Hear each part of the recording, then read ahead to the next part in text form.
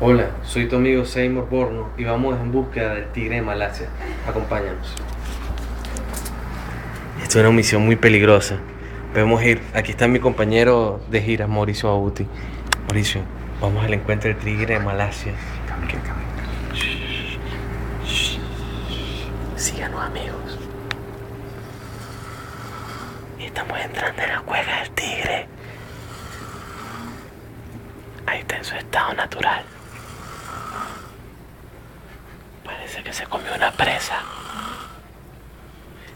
Este puede ser el llamado de la hembra de la especie.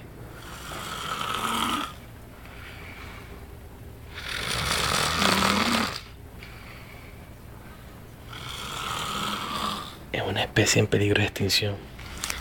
Esta especie está en peligro de extinción. Por eso nosotros hacemos todos los esfuerzos para rescatarla. Acompáñanos.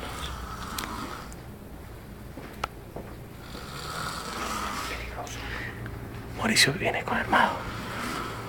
Ten cuidado, hermano. Puede ser peligroso. Vamos a buscar el bate.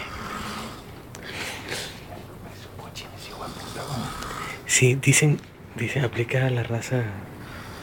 Parece un cochino.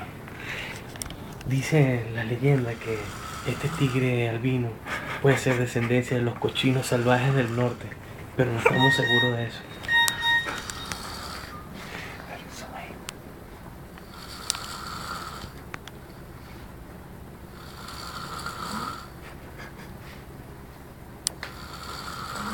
Vamos a dejarlo en su hábitat natural.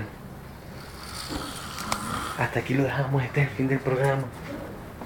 Próximamente iremos por la chica garza, una extraña especie en fondo de extinción. Mauricio, despídete del programa. Hasta el próximo martes. Nos vemos aquí en Discovery Channel.